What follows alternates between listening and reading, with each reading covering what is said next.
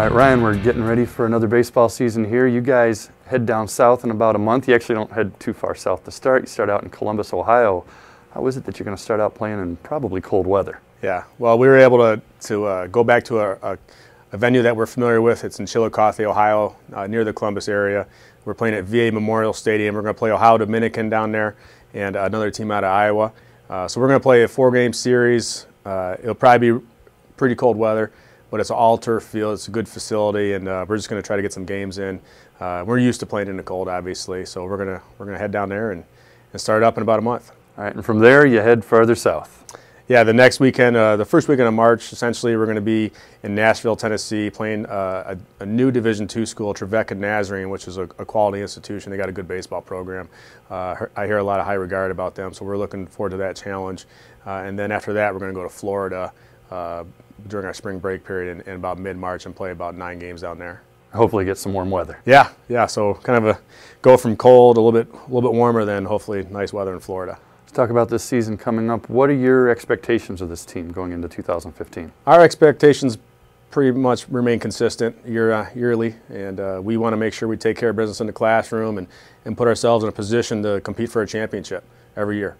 And we want to continue that trend into conference, play well out of conference as well, but also have a good regular season and give us a chance to compete in postseason play. Let's talk about some changes in the conference this year. Divisions. You haven't had divisions in the past. How is that going to affect things?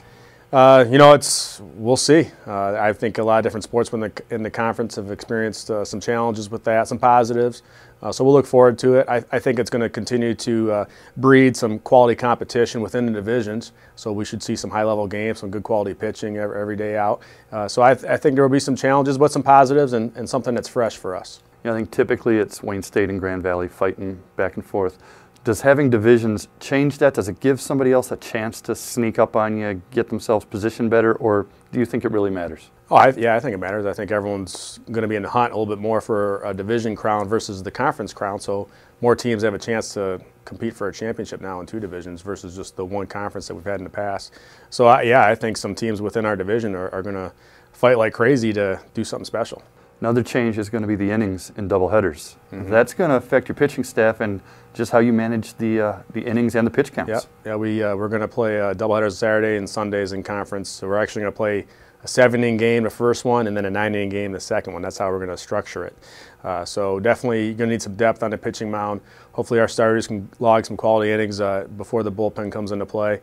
But beyond the pitching aspect, you got to consider the catching as well. So you got guys who are going to be working hard behind the plate in the same conditions.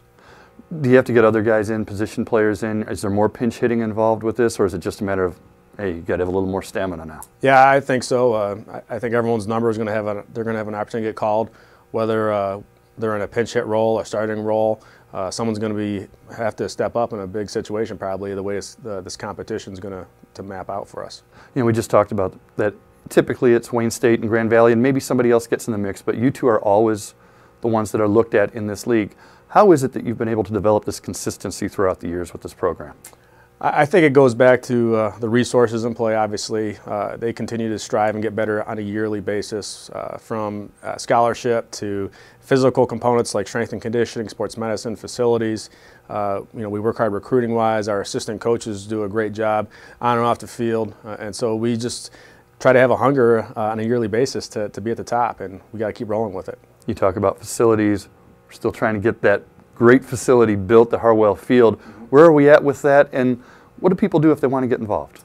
The Harwell Field project, we made that announcement late in 2013, and now we're a little over a year old with that. So right now, from what I've gathered, I think we're pushing around $500,000 we've raised. So from a number of key donors, alumni, and friends of the program, and people in the community. Definitely visiting our website at wsuathletics.com is a great source to find more information about the project. We still need help, though. We definitely still need help. We've had a lot of alumni come into play and do some nice things. We need more, but we also need some Ernie Harwell fans to step up and help us out. You talk about alumni coming in and doing nice things. One alumnus who does a lot of nice things is Anthony Bass. Pitched in the major leagues for a few years with Houston and San Diego. Now he signed with the Texas Rangers. Comes back every year, does a camp.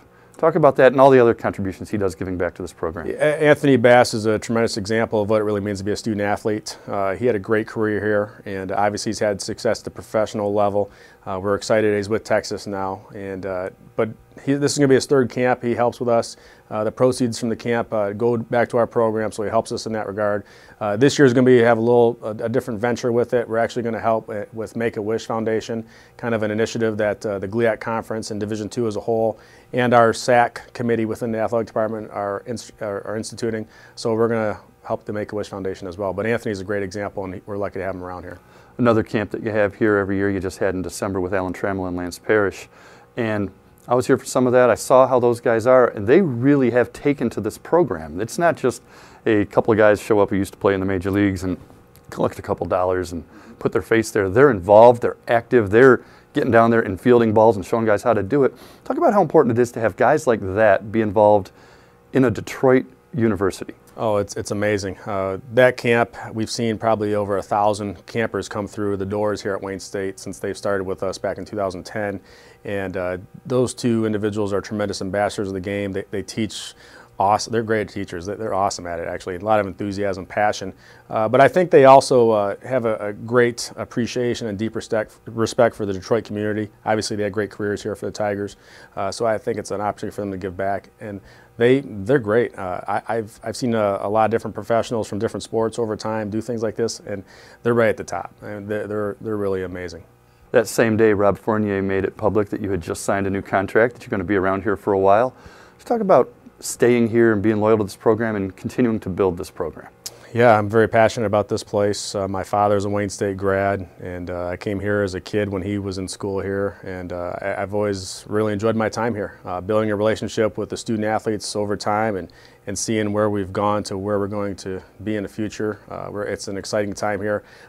Just being in the city of Detroit as well, very passionate about the city, and I'm excited to be a part of the growth and the development that's in the region here in Midtown. You know, what is it about Wayne State as a university and as an athletic department? You know, we're around here and we see all these coaches that have had all the success, whether it's Paul Winters, Dave Greer, Kerry Lohr, Gary Bryce, Sean Peters, all these coaches who you would think there's maybe some Division I opportunities out there, and none of them leave. They all stay. What is it about this place that keeps consistency within the coaching ranks? Great question. This is a unique place. It's a large school. There's a lot of academic opportunity here. There's always something special going on campus. Being in the heart of the city, it's special. But I think there's a continuity here. Everyone's kind of on a team-first approach mentally, and being under the direction of Rob Fournier and the administration, I just think it's an opportunity for us to continue to grow and develop and push this place forward. It's a rich history and a lot of tradition, and we just enjoy being a part of it. Hey, last question. Obviously, the goal is always to win the GLIAC, get to the NCAAs, go as far as you can. So what's the realistic goal this year? What's the next step for you to take? What do you have to do to make that happen? The realistic goal is to graduate and win. We keep it pretty simple within our baseball program. We want to make sure we put our guys in a position to succeed academically. We had a really good first semester this year. We got a 3.21 overall GPA from the fall semester, and we want to continue that regard. And having that approach mentally in the classroom, I think, will transcend on the baseball field. We want to win, and I think if we stay healthy, we're in a position that we can definitely go for a division crown and move forward. All right, Ryan. Hey, thanks. Good luck this season. Yep, thanks a lot.